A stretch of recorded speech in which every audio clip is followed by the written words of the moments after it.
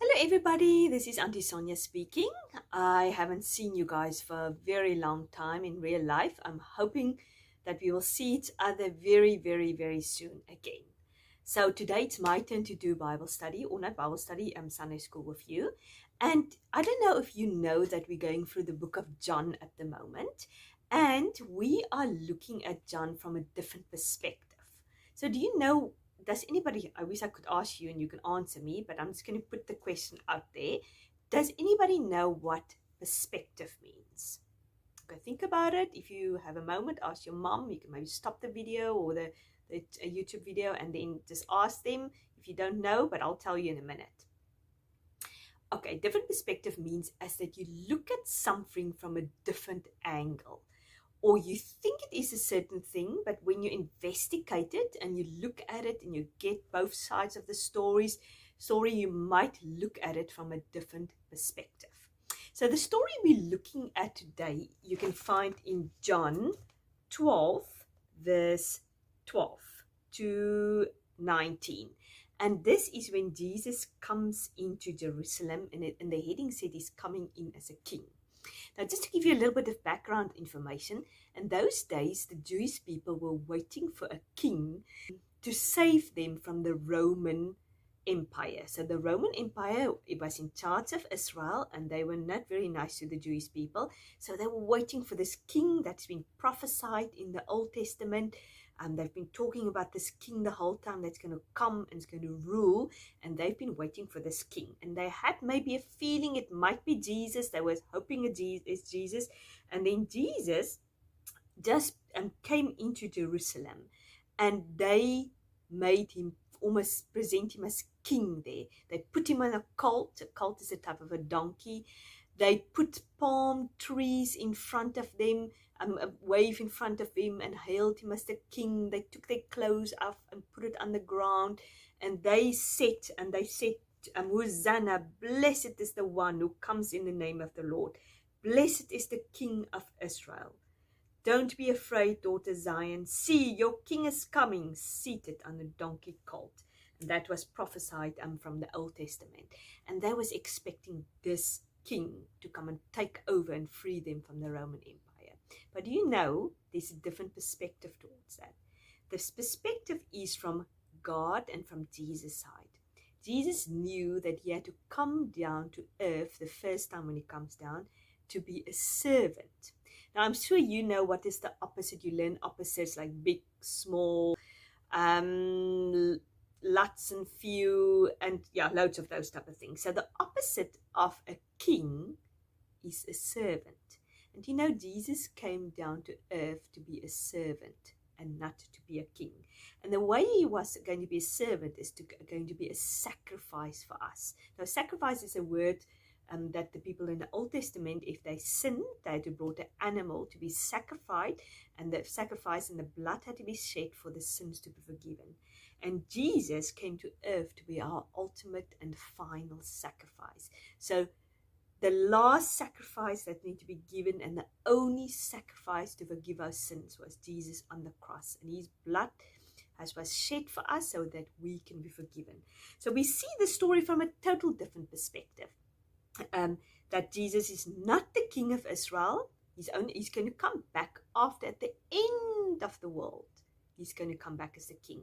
But the first time he came down, came down as a servant. So this is a different perspective. He came down as a servant and he washed the disciples' feet to show him. And he said, the Son of Man didn't come to be served, but come to serve other people. And that is such an amazing, amazing perspective.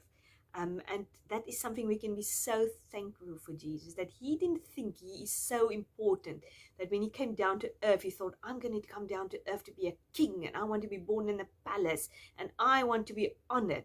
No, he came down to be a servant, to wash our feet and to die for our sins on the cross. So I hope you're inspired by that. I hope you love Jesus even more because of what he's done on the cross. And I hope every time you read this story that you will see it from a different perspective.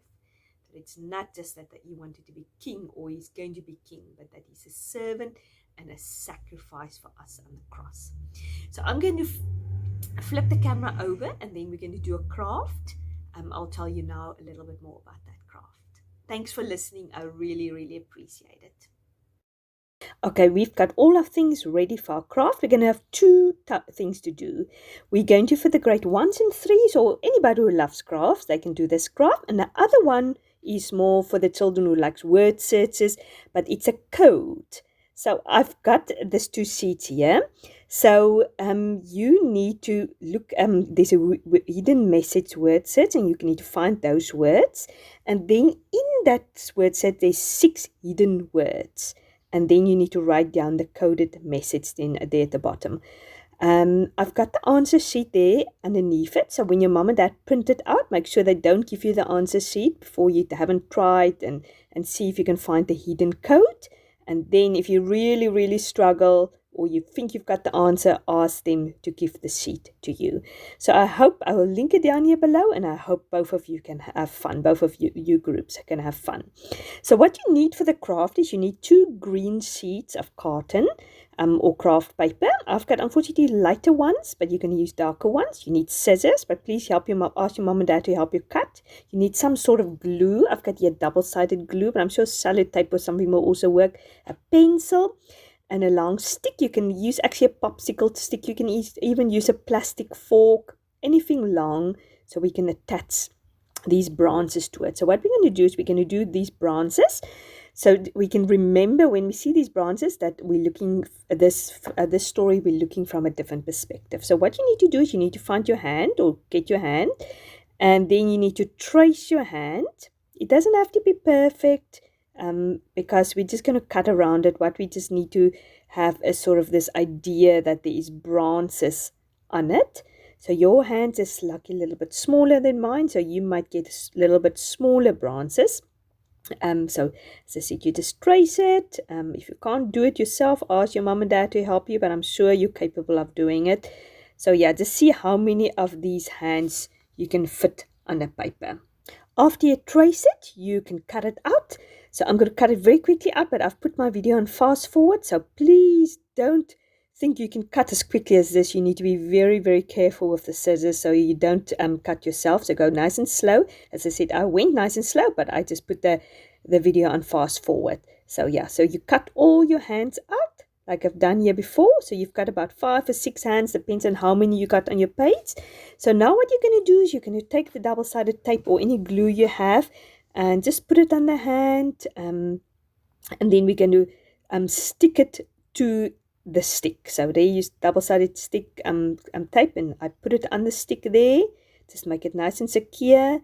And then I'm going to put some more double-sided tape on the other hand, and then I'm just going to put them on top of each other, sort of secure it. You can put it on the other side of the stick, or you can put it on top of the other hand, just to basically make a bundle of hands, which is going to be the palm trees or the palm leaves, which the Jewish people wave in front of God, in front of Jesus when he came into Jerusalem. And as he said, that's going to be a reminder for us that he wasn't king at that state, he was a servant. And in olden days, that's what the servants had to do. They had to take palm trees and they have to wave it in front of kings or important people. So when you look at this, we can see it from two perspectives. Yes, that he is the king of the world. He's going to be king one day, but at that moment of time, he came down to be a servant. So as you can see, I'm just trying to cluster it around the little stick. If you struggle, ask your mom and dad. So to sort of put them on top of each other. So yes, that's the last one. And now we've got these little branches which you can wave. Maybe it's not too hot yet, so you can cool yourself down. But it's just a fun little activity. So yeah, I hope you enjoyed and you must have a great day. And I hope to see you soon. Bye-bye.